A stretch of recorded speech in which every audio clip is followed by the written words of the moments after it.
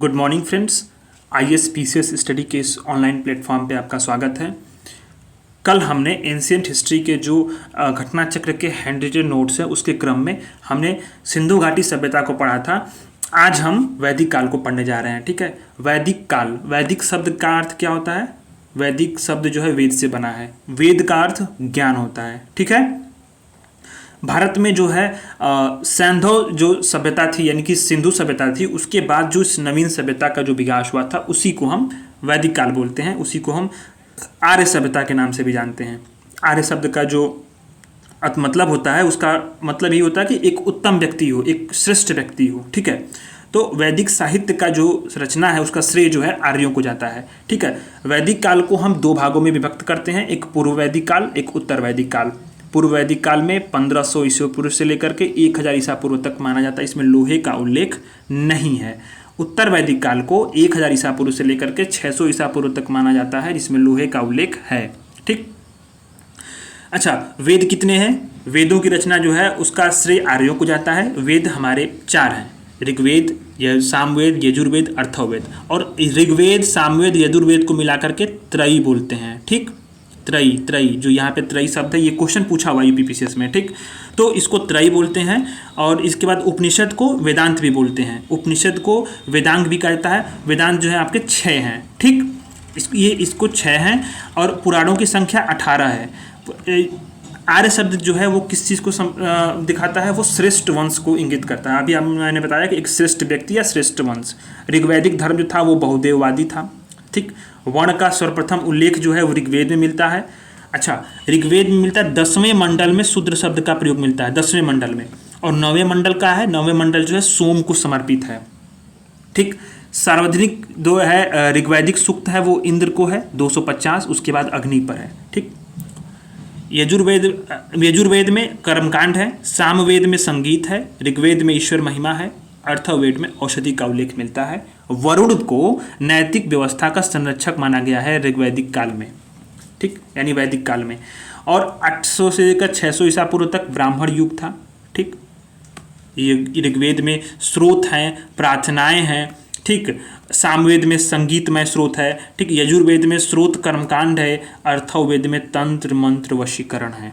ठीक, इसके बाद जो है पुराणों की संख्या कितने हैं? पुराणों की संख्या बताया मैंने अभी बताया मैंने 18 है। ठीक है, पुराणों में 5 प्रकार के विषयों का वर्णन है, सर्ग, प्रतिसर्ग, वंश, मनवंतर और वंशानुचरित।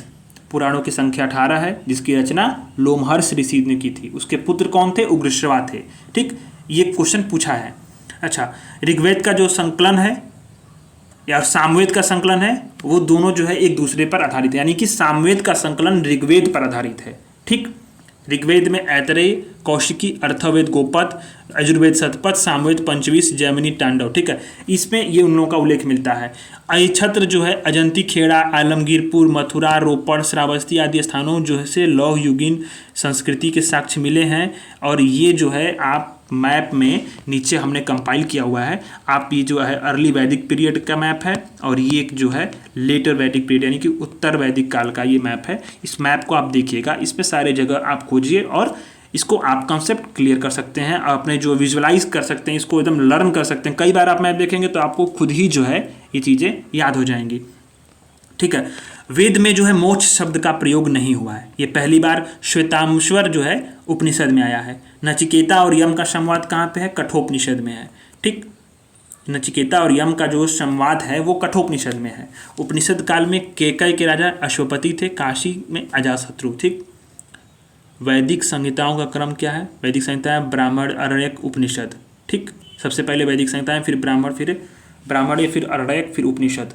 महाभारत को जय संहिता भी कहा जाता है। ये क्वेश्चन बहुत कॉमन सी बात है, पूछा आपने पढ़े भी होंगे। श्रीमद् भागवत गीता को संस्कृत भाषा में लिखा गया। ठीक है, सत्यमेव जयते मुंडकोपनिषद से लिया गया है। तमसो मा ज्योतिर्गमय में उपनिषद से लिया गया है। ठीक है, बृहदारण्यक उपनिषद। ऋग्वेद की मूल लिपि क्या थी? वो ब्राह्मी थी। ये ऋग्वेद की मूल लिपि ब्राह्मी थी। अवेस्ता जो है ईरान के क्षेत्र को कहा गया है। वैदिक काल में गाय को अघन्या माना गया है। ठीक है, संस्कारों की कुल संख्या 40 है, पर ये 40 ये 16 है, पर 40 किस लिए है? MPPCS में एक बार प्रश्न आया था। ठीक है, और ये चीज़ घटना चक्र में भी दी गई है कि जो MPPCS में जो क्वेश्चन आया था उसमें गौतम धर्मसूत्र में इसकी संख्या 40 बताई गई थी, पर ये जो है यहाँ पर आप इसको 16 माना गया बाद की स्मृतियों में। ठीक है, तो ऐसे में संस्कारों की कुल संख्या आप 16 ही मारिएगा। ठीक है, लेकिन चूंकि 40 इसलिए लिखा गया क्योंकि MPPCS का एक क्वेश्चन था जिसमें 40 भी आयोग ने माना था, जो कि अब वो गौतम धर्मसूत्र के हिसाब से 40 सही है, पर अभी जो है संस्कारों की कुल संख्या 16 है। ठीक है, जो कॉमन लॉ संहिता में अन्य बाद में माना गया। ठीक है, जो त्रत का अर्थ है प्राकृतिक नियम, ऋग्वेद में मिलता है इसका उल्लेख। ठीक है, वैदिक देवताओं में किन्हें उनका पुरोहित बताया गया है? ठीक, किसे? और ये बृहस्पति को बताया गया है। निष्क जो है वो किसको बोलते थे? वो गले में सोने के हार को निष्क बोलते थे। एशिया माइनर के भोजकोई के अभिलेख में ऋग्वैदिक काल के देवताओं का उल्लेख मिलता है। ये भोजकोई का जो अगर कभी भी पूछा क्वेश्चन, ये हमें UPPCS का बड़ा फेवरेट क्वेश्चन है, बड़ा घूम फिर के आता है ये, कभी न कभी हर एग्जाम में लगभग जब हुए हैं तो ये क्वेश्चन आएगा ही आएगा, तो आरो के लिए और बहुत महत्वपूर्ण है ये। शतपथ ब्राह्मण में राजा विधेयक माधव और ठीक ऋषि गौतम रघुगुण, ठीक, इनका उल्लेख मिलता है। ऋग्वैदिक उत्तर वैदिक काल में नगरीकरण आरंभ हो चुका था। कुरु और पांचाल जो है इसके उदाहरण है। उत्तर वैदिक काल में नगरीकरण आरंभ हो चुका था। आप जब मैप देखेंगे यहाँ पे नीचे, तो मैप में भी आप पाएंगे कि देखिए जो पूर्व वैदिक काल है उसका जो विस्तार है वो भारत में कितना है।